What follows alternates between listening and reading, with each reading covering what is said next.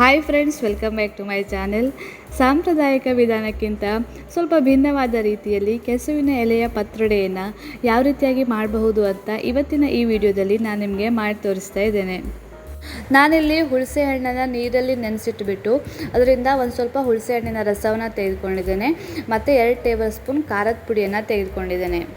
ಇಲ್ಲಿ ನಾನೊಂದು ಪಾತ್ರೆಯನ್ನು ತೆಗೆದುಕೊಂಡು ಆ ಪಾತ್ರೆಗೆ ಹುಣಸೆ ಹಣ್ಣಿನ ರಸ ಮತ್ತು 2 ಟೇಬಲ್ ಸ್ಪೂನ್ ಖಾರದ ಪೌಡರ್, 2 ಟೇಬಲ್ ಸ್ಪೂನ್ ಆಗುವಷ್ಟು ಕಾಳ ಮಸಾಲ ಪೌಡರನ್ನು ಇದಕ್ಕೆ ಹಾಕ್ಕೊಳ್ತಾ ಇದ್ದೇನೆ. ಇವಿಷ್ಟು ಹಾಕ್ಕೊಂಡು ಆದ ನಂತರ ರುಚಿಗೆ ತಕ್ಕಷ್ಟು, ಅಂದರೆ ನಾವು ಹಿಟ್ಟು ಕಲಿಸ್ಕೊತೀವಲ್ಲ ಅದಕ್ಕೆ ಎಷ್ಟು ಬೇಕೋ ಅಷ್ಟು ನೋಡಿಕೊಂಡು ಉಪ್ಪನ್ನು ಸೇರಿಸ್ಕೊಂಡಿದ್ದೇನೆ. ನಂತರ ಬೆಲ್ಲವನ್ನು ಹಾಕ್ಕೋಬೇಕು. ನಾನಿಲ್ಲಿ ಜೋನಿ ಬೆಲ್ಲವನ್ನು ಹಾಕ್ಕೊಂಡಿಲ್ಲ. ಜೋನಿ ಬೆಲ್ಲ ಇರೋರು ಬೇಕಾದರೆ ಜೋನಿ ಬೆಲ್ಲವನ್ನು ಸಹ ಇದಕ್ಕೆ ಹಾಕ್ಕೋಬೋದು. ಇವಿಷ್ಟನ್ನೆಲ್ಲ ಹಾಕ್ಕೊಂಡು ಇವನ್ನು ಚೆನ್ನಾಗಿ ಮಿಕ್ಸ್ ಮಾಡ್ಕೋಬೇಕು. ನಾನಿಲ್ಲಿ ತೋರಿಸ್ತಾ ಇದ್ದೀನಲ್ವ, ಅದೇ ರೀತಿಯಲ್ಲಿ ಚೆನ್ನಾಗಿ ಮಿಕ್ಸ್ ಮಾಡ್ಕೊಳ್ಳಿ. ಮಿಕ್ಸ್ ಮಾಡ್ಕೊಂಡು ಆದ ನಂತರ ನೋಡಿ ಹಿಟ್ಟು ಈ ರೀತಿಯಾಗಿ ಕಾಣಿಸ್ತಾ ಇದೆ. ಇಷ್ಟಾದ ನಂತರ ನಾನು ಇದಕ್ಕೆ 1 ಬೌಲ್ ಆಗುವಷ್ಟು ಕಡಲೆ ಹಿಟ್ಟನ್ನು ಸೇರಿಸ್ಕೊಳ್ತಾ ಇದ್ದೇನೆ. ಕಡಲೆ ಹಿಟ್ಟನ್ನು ಸೇರಿಸ್ಕೊಂಡು ಆದ ನಂತರ ಮತ್ತೊಮ್ಮೆ ಹಿಟ್ಟನ್ನು ಚೆನ್ನಾಗಿ ಕಲಿಸ್ಕೊಳ್ಳಿ. ಕಡಲೆ ಹಿಟ್ಟಲ್ಲಿ ಯಾವುದೇ ರೀತಿ ಗಂಟೆಲ್ಲ ಆಗಬಾರ್ದು, ಆ ರೀತಿಯಲ್ಲಿ ಹಿಟ್ಟನ್ನು ಕಲಿಸ್ಕೋಬೇಕು. ನೀರು ಹಾಕ್ಕೊಂಡು ತುಂಬ ತೆಳ್ಳಗೆ ಮಾಡಬಾರ್ದು. ದೋಸೆ ಹಿಟ್ಟಿಗಿಂತನೂ ಸ್ವಲ್ಪ ಗಟ್ಟಿಯಾಗಿ ಇರುವಂಥ ಹದದಲ್ಲಿ ನಾವು ಹಿಟ್ಟನ್ನು ಕಲಿಸ್ಕೋಬೇಕು. ಈ ಹಿಟ್ಟನ್ನು ಚೆನ್ನಾಗಿ ಕಲಿಸ್ಕೊಂಡ್ಬಿಟ್ರೆ ಪತ್ರೊಡೆ ಮಾಡಲಿಕ್ಕೆ ಬೇಕಾದಂಥ ಹಿಟ್ಟು ರೆಡಿ ಆಗುತ್ತೆ. ನೋಡಿ, ಕಲಿಸ್ಕೊಂಡು ಆದ ನಂತರ ಹಿಟ್ಟು ಈ ರೀತಿಯಾಗಿ ಕಾಣಿಸ್ತಾ ಇದೆ.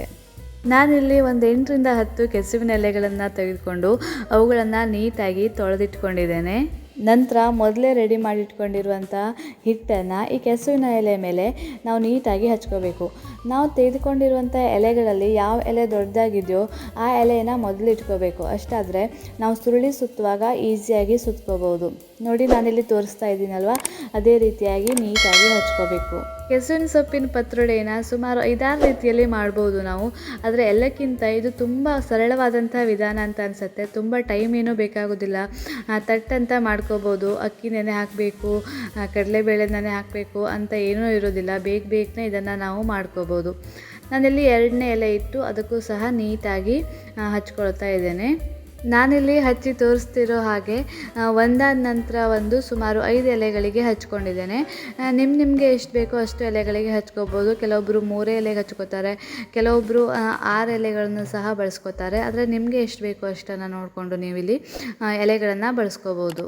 ಎಲ್ಲ ಕೆಸುವಿನ ಎಲೆಗಳಿಗೂ ಹಿಟ್ಟನ್ನು ಹಚ್ಕೊಂಡು ಆದ ನಂತರ ಅದನ್ನು ನಾವು ಸುರುಳಿ ಸುತ್ಕೋಬೇಕು.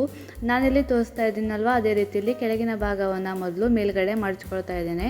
ನೀಟಾಗಿ ಮಡಚ್ಕೊಂಡ್ಬಿಟ್ಟು ಅದಕ್ಕೂ ಸ್ವಲ್ಪ ಹಿಟ್ಟನ್ನು ಸವರ್ಕೊಳ್ತಾ ಇದ್ದೇನೆ. 2 ತುದಿಗಳಿಗೂ ಇಲ್ಲಿ ನಾನು ತೋರಿಸ್ತಾ ಇರುವ ಹಾಗೆ ಹಿಟ್ಟನ್ನು ಹಚ್ಕೊಂಡು ನಾವೀಗ ಇದನ್ನು ನೀಟಾಗಿ ಮಡಚ್ಕೋಬೇಕು ಅಥವಾ ಸುರುಳಿ ಸುತ್ಕೋಬೇಕು. ನಾನಿಲ್ಲಿ ಸುತ್ತಿ ತೋರಿಸ್ತಾ ಇದ್ದೀನಲ್ವ, ಅದೇ ರೀತಿಯಾಗಿ ನೀವು ಸಹ ಸುರುಳಿ ಸುತ್ಕೋಬೇಕು.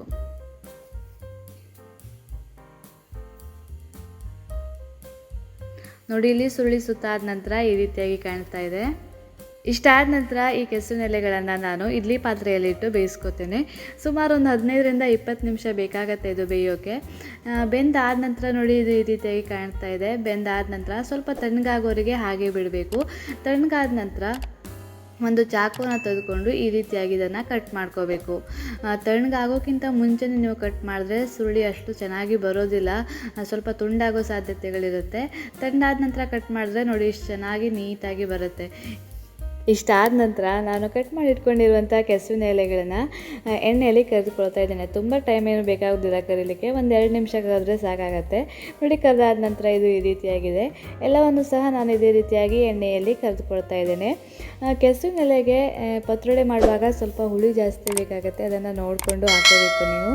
ನೋಡಿ, ರುಚಿಕರವಾದಂತಹ ಕೆಸುವಿನ ಎಲೆಯ ಪತ್ರೊಡೆ ಒಂದು ವಿಭಿನ್ನ ಶೈಲಿಯಲ್ಲಿ ಈಗ ರೆಡಿಯಾಗಿದೆ.